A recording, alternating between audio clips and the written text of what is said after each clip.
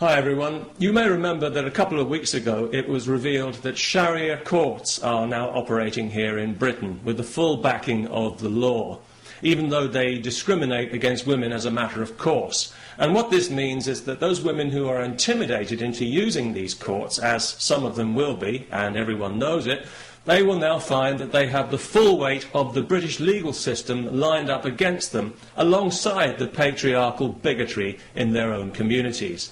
Those women who are cheated out of their just entitlement in these places, as some already have been, will find that they have no recourse to the real law to put things right. In other words, we are now accommodating Saudi Arabian legal principles here in Britain, just as we accommodate their corrupt business practices and their threats against our national security when we try to investigate them.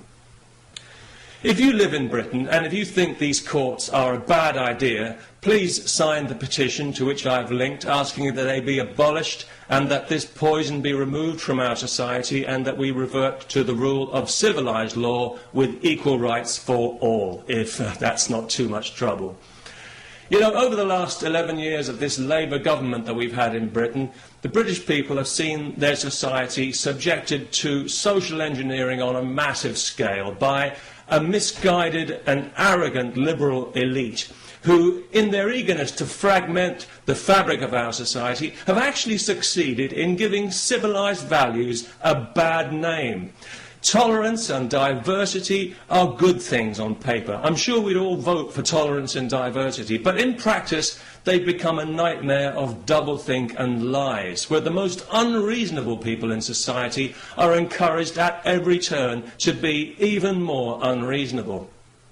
A case in point, just this week, some idiot from Saudi Arabia is being allowed to sue a supermarket because he was required to handle alcohol as part of his job, despite being told this when he took the job, and despite the fact that thousands of Muslims in Britain handle alcohol every day when they sell it in their corner shops to people like me.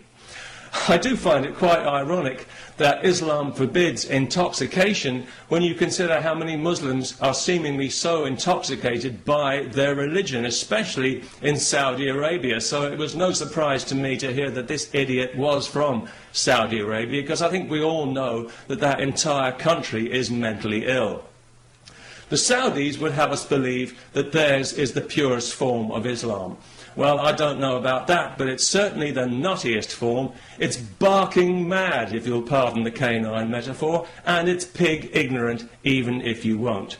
It's got to be just about the nastiest belief system on this faith-obsessed planet, and it's a cowardly one as well, enforced by cowardly men who are afraid of women and whose only language is ultimately violence. They're absolutely pathetic, and history is already laughing at them.